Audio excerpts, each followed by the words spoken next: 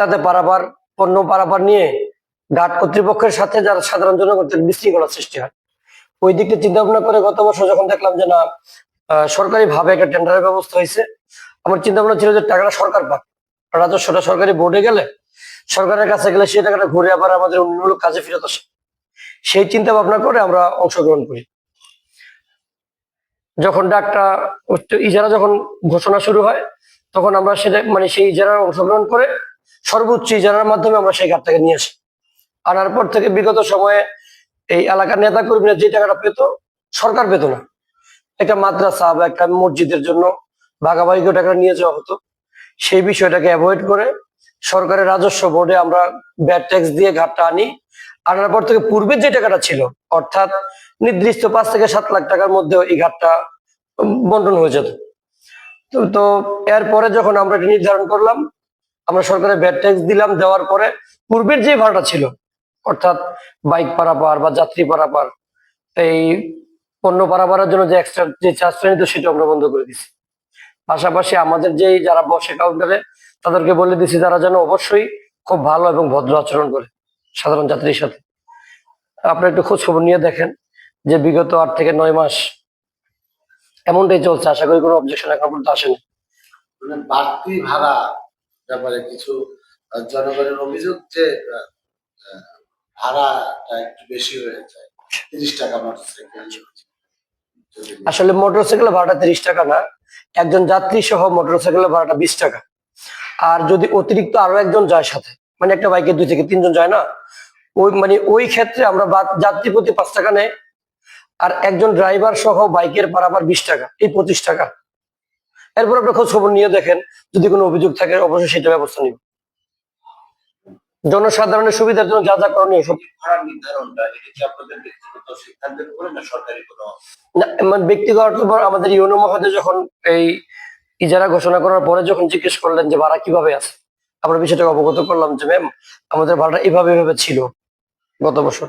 আমাকে শুধু মানে উনি বললেন যে আপনার যে চিন্তা ভাবনা ছিল যে জনগণের যাতায়াতের সুবিধার জন্য আপনি ইজারা নিছেন, সরকারকে কর এবং ভ্যাট দিচ্ছেন, আমরা আশা করি এখানে 1 পয়সার জন্য ভাড়া না বাড়ে। আমরা সেই দিকটা মাথায় রেখে এখনো পর্যন্ত কোনো বিষয়ে আমাদের অভিযোগ নাই যে আমরা কোথাও 10 টাকা বা 5 টাকা 2 টাকা ভাড়া বাড়াইছি।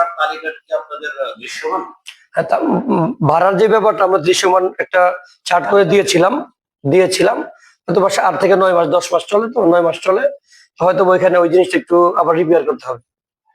এটা ধাতব জিনিসের ভিতরে যদি দেওয়া হয় মানে আমি স্যারের সাথে ঘোষণাকৃত হতে হবে।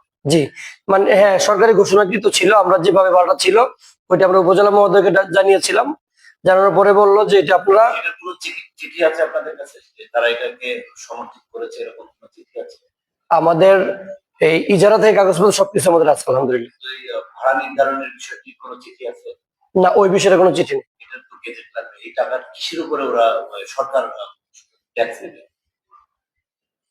আচ্ছা, আপনি কিছু জানা যাচ্ছে না?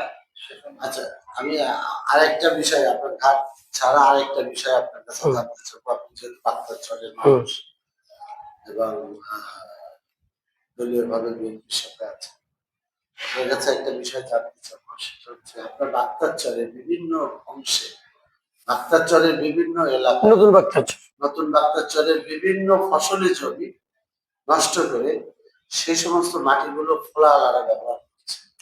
এ বিষয়ে আপনার কি জানা আছে? নতুন বাগদারচরের ফসলি জমিগুলো ধ্বংস হয়ে যাচ্ছে।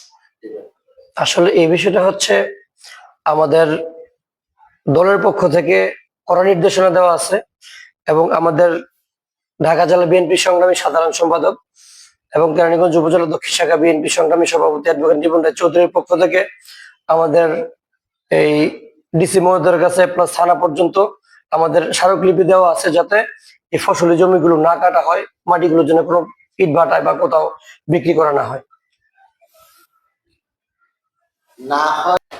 আসলে প্রাকৃতিক যে পরিবেশটা, প্রাকৃতিক দ্বীপ মানে যেই ক্ষয়ক্ষতি সম্পন্ন পরিবেশ যদি সৃষ্টি হয় সেই বিষয়টা অবশ্যই আমাদের দেখা উচিত। প্রাকৃতিক সমস্যাগুলো সমাধানের ক্ষেত্রে আমাদের প্রত্যেকে সচেতন হওয়া উচিত যাতে আমরা এই কাজগুলো থেকে বের হয়ে আসি এবং পরবর্তী প্রজন্ম যাতে আমরা সুন্দর জীবনযাপন করতে পারি সেই ব্যবস্থা আমাদের নেওয়া উচিত।